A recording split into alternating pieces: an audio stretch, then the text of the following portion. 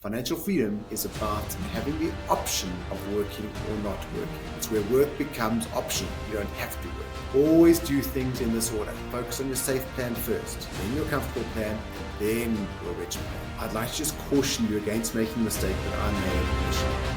Hello everyone, and thanks for joining me today. My name is Alex Cook, and my mission is to help put valuable tools into your hands so that you can achieve complete financial freedom. Today we're looking at an extension of the series of forging your future with the end in mind, and we're going to be focusing on having an abundant amount of time and an abundant amount of money. Wouldn't that be nice? And we're going to be doing that using the inside out rule. Previously, we looked at how to define your life objectives using your eulogy. So starting with the end in mind, the very, very end in mind, your ideal end, and then working backwards to make it almost a paint by numbers approach to get to that perfect end objective. We then looked at making your dream life a reality using time, income, capital, and figuring out how to prioritize the allocation of each one of these three items. And today we're going to be looking at the inside out rule, how to develop your safe, comfortable, and then your rich plan to make sure that you have an abundant amount of time and money. When I think of life, I often think about how short it is.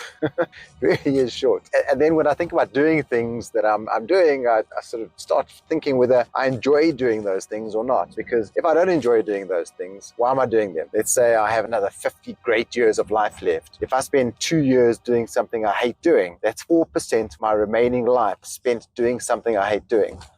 Life's too short for that. As an aside, life's also too short for bad coffee.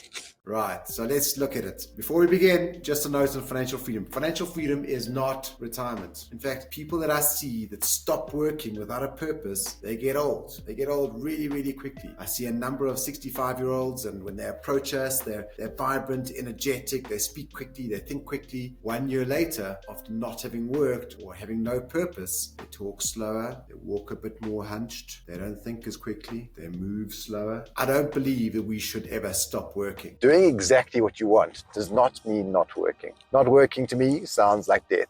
I'd rather not do it. So find purpose, but do what you want to be doing with that purpose. And whether that work is work per se, or whether it's having a purpose, doesn't matter as long as you have a purpose, a reason to get out of bed every single day, a strong reason. So financial freedom is not about retirement. Financial freedom is about having the option of working or not working. It's where work becomes optional. You don't have to work in order to live. Right, so let's take a look at the first of the plans, and this is your safe plan. The second one that gets developed is your comfortable plan. And once you have your comfortable plan in place, you can then start focusing on your rich plan. What I'm going to do is delve into each one of these plans and take a look at a real life example. I'm going to give you my story, and I'm not saying it should be your story, but I can show you how I thought about these things back in the year 2000. Gosh, that's about 24 odd years ago now. Taking a look at the safe plan. The safe plan is the most important plan. You must have 100% chance of success with this plan. It cannot fail. It must put food on the table and a roof over your head for your entire life.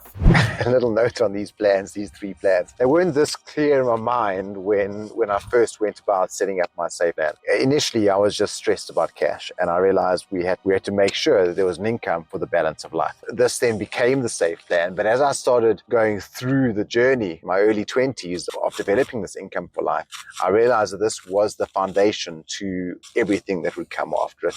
But I had to worry about that foundation first. You don't want to be running the risk of this plan ever failing. It's all about security and income for life. It's important that you set a deadline for this plan. There must be an end date. There must be a non-negotiable date that you have achieved this plan by. Because the quicker you achieve this plan, the more freedom you will have. The quicker you can get onto your comfortable plan. If you haven't achieved this plan, you cannot move forward. So an experienced share from me, the goal of my safe plan was very, very simple. I wanted to have the ability to spend 30,000 Rand per month in adjusted for inflation from the year 2000 by a date. The date for that was age 30. So by the age 30, I wanted to achieve the ability to spend 30,000 Rand per month adjusted for inflation for the rest of my life. I had a few mechanisms to achieve this plan. The first was to earn revenue by assisting people I know in achieving financial freedom.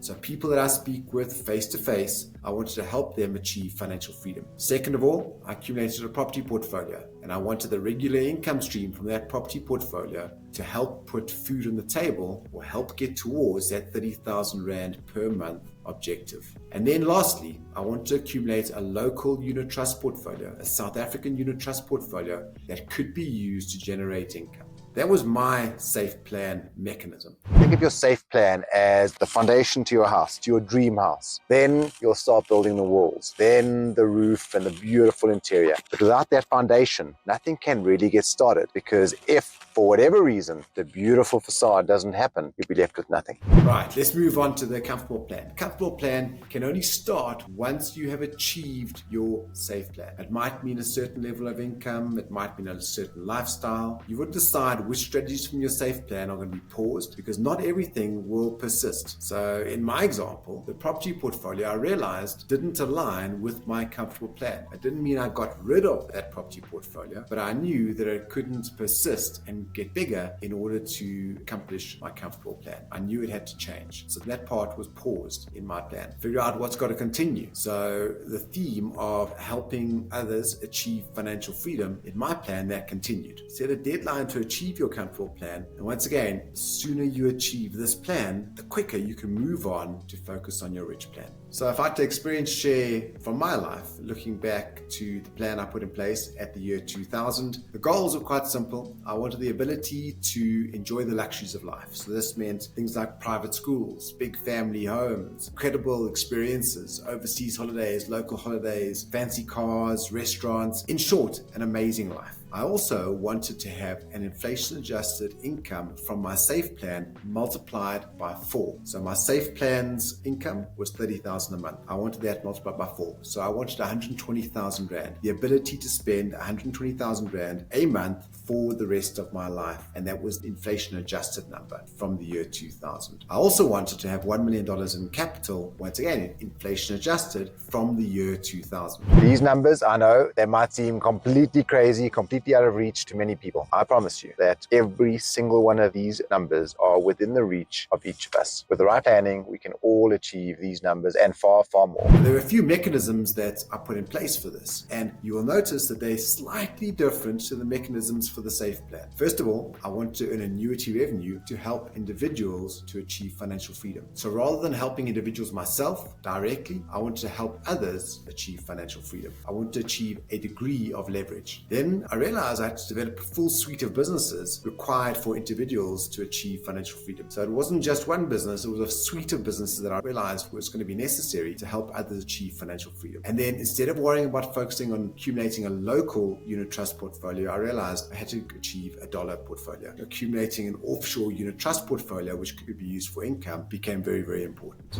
Next time you hear a friend saying that life is so hard, everything is so difficult, ask them what plans do they put in place to make their life different, to make their reality and their future different. And if after a couple of months you revisit that friend and they still say life is so hard and they put no plans in place, might be time to find new friends.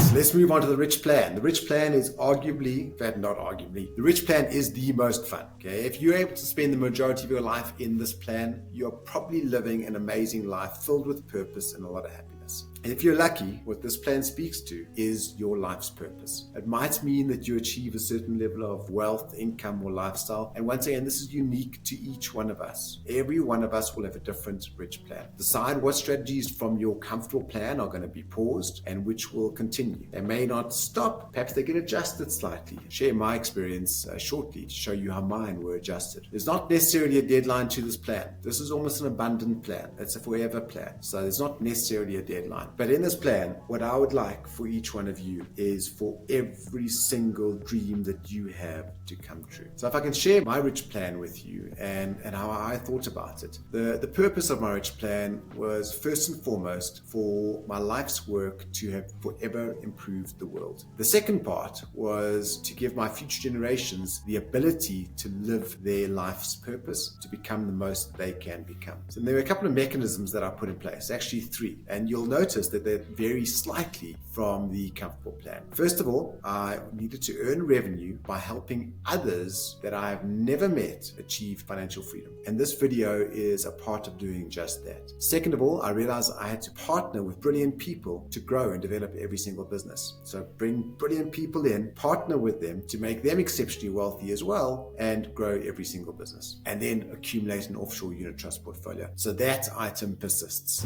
The temptation with these three plans is that you want to start with a rich plan, right? I mean, why bother looking after the safe plan when the rich plan is right there waiting for you to start on? I've seen so many entrepreneurs make this mistake. And then that one rich plan that they had falls over. For whatever reason, it falls over. And all of a sudden, it takes everything along with it and they're left with nothing. So always be sure to first put your safe plan in place, then you're comfortable, and then you're rich. So I hope this has been useful, but before we wrap up, I'd like to just end with this note. You are the visionary for each of your plans. Don't allow anyone to create your plans for you. It all starts with writing your eulogy. Decide what you want life to look like, what life must look like, and then work backwards from where you are today to make that end vision a reality. Always do things in this order. Focus on your safe plan first, then your comfortable plan, and then your rich plan. The safe plan can lead into your comfortable plan. The comfortable plan can lead into your rich plan. Just never allow your rich plan to affect your comfortable plan, and never allow your comfortable plan to affect your safe plan. One final note. We speak a lot about forging your future with the end in mind. I'd like to just caution you against making the mistake that I made initially, in that I didn't start with my eulogy, and when I did, I forged my eulogy with very, very young thoughts, and I didn't revisit it often enough. As you go through life, your thoughts become bigger, more clear, and your eulogy becomes more clear. So I'd encourage everyone to start with this process, get your eulogy going, and then just revisit it on an annual basis. And by revisiting it, you can actually achieve more than you originally realized. With life being so short, it's vital that you find things to do that you really, really enjoy doing. This does not mean not working. I love working. I find tremendous purpose in the work I do, and I know I'm giving back to the world by doing what I'm doing. I hope you can find the same. I hope this has been useful. I hope that it's added some value to your life, that it accelerates your path towards complete financial freedom. And if you have found it useful, please like, comment, and share it with others. Thank you, and I'll see you again soon. The good news is, it doesn't stop there. There are 5 golden rules. The first golden rule is to define your life objectives. The second golden rule is to develop your budget. So, if you click on this video link right here, you'll be taken the first of a series of videos on how to develop a budget. Enjoy.